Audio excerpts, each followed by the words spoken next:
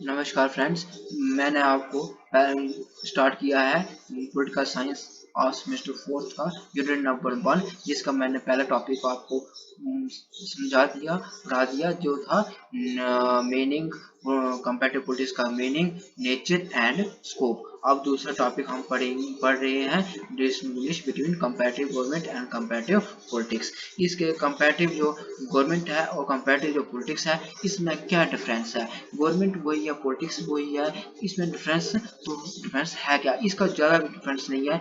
ये कह सकते हैं कि the term government, comparative government and comparative politics are closely related to each other. ये एक दूसरे में थोड़ा क्लोजली रिलेटेड है, आपस में मिलते जुलते हैं, लेकिन थोड़ा सा इसमें इंटरचेंजेबल है, but detailed and carefully difference of both would bring to light the vast difference in this respective content, scope, researches and approaches। में कहता है कि ये जो इसका जो कंपैरेटिव गवर्नमेंट और कंपैरेटिव पॉलिटिक्स जो है वो आपस में क्लोजली रिलेटेड है, लेकिन फिर भी थोड़ा सा इनमें जो भेदभाव है वो किसके टर्म्स में है, स्कोप में है, रिसर्चेस में है और अप्रोच में डिफरेंस है, वो हम डिस्कस करते हैं नीचे।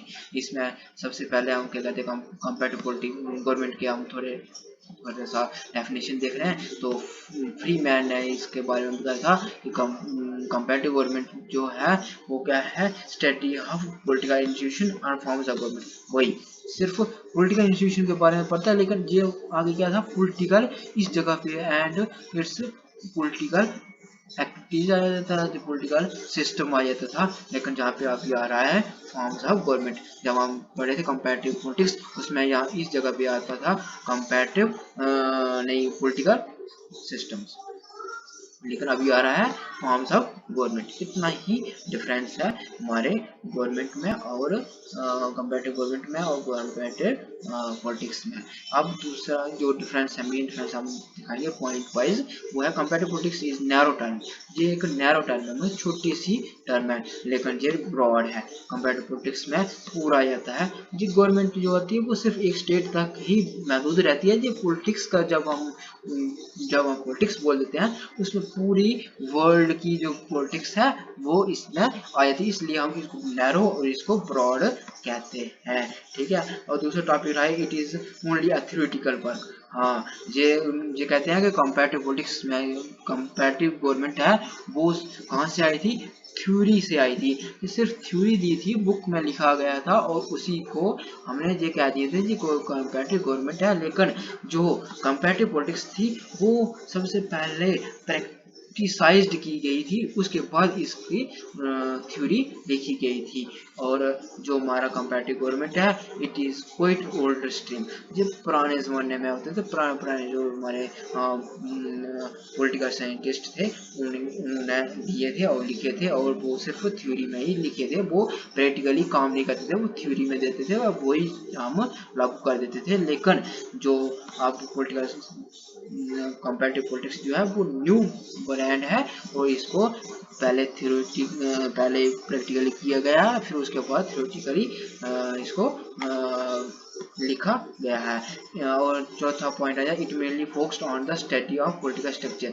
इसमें सिर्फ पॉलिटिकल स्ट्रक्चर के बारे में ही फोकस किया जाता था, लेकिन इसमें स्टडी किए both European as well as non European countries. Means इसका मतलब ये रहा, ये जो गवर्नमेंट है मैंने पहले बता दिया, कंपैरेटिव गवर्नमेंट में सिर्फ एक गवर्नमेंट तक ही, मतलब एक स्टेट तक ही महदूद था, लेकिन कंपैरेटिव पॉलिटिक्स जो था वो पूरे वर्ल्ड में आ जाता है। इसी तरह से हमारा जो चौथा पार्ट है ये हमारा मेंशन करता है कि इसमें सिर्फ कुछ इंस्टीट्यूशन ऑफ यूरोपियन कंट्रीज जो है उसी को तक महदूद करता है, उसी तक फोकस करता है। लेकिन जब हम कंपैरेटिव पॉलिटिक्स की हेल्प करें, जब कंपैरेटिव पॉलिटिक्स के बारे में बोला है, तो वो दोनों यूरोपियन और नॉन यूरोपियन, मतलब पूरे वर्ल्ड का ही फोकस करके लिखी गई है।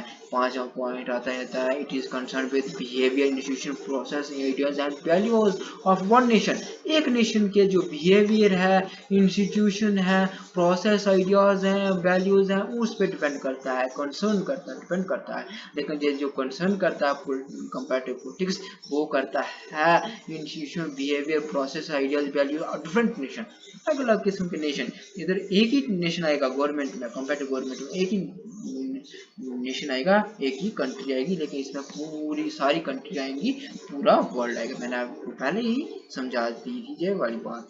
अच्छा, साथ में छठा सिक्स्थ आ गया हमारे पास, it is not concern with significant regularities similarities and difference in political behaviours.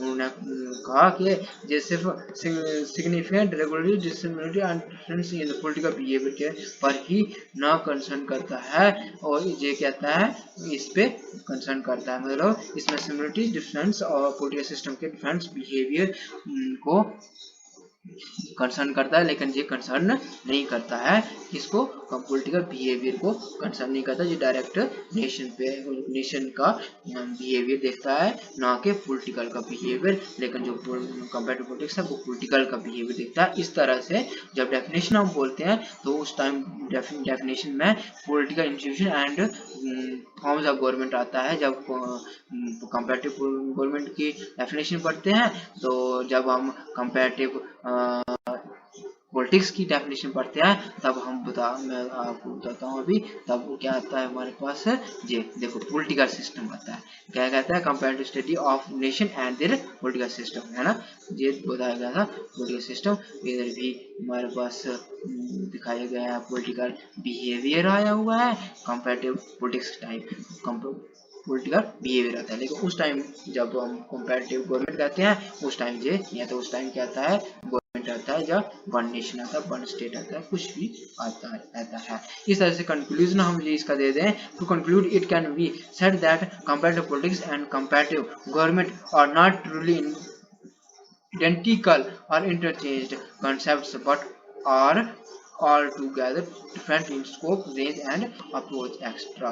अब कंक्लूजन में हम ये कह सकते हैं कि जो कंपैरेटिव गवर्नमेंट और कंपैरेटिव पॉलिटिक्स है वो ट्रूली असलियत में आपस में ना ही वो आइडेंटिकल है, अलग है, ना ही वो इंटरचेंजेबल है, बट ये क्या है, अलग अलग है, सिर्फ किसमें, in terms of scope, range and approach में। इस तरह से हमारा ये टॉपिक खत्म होता है। नेक्स्ट हम पढ़ेंगे system and structure function approach, वो हम नेक्स्ट वीडियो में पढ़ेंगे। इसके साथ ही हम करते हैं इस टॉपिक को खत्म करते हैं।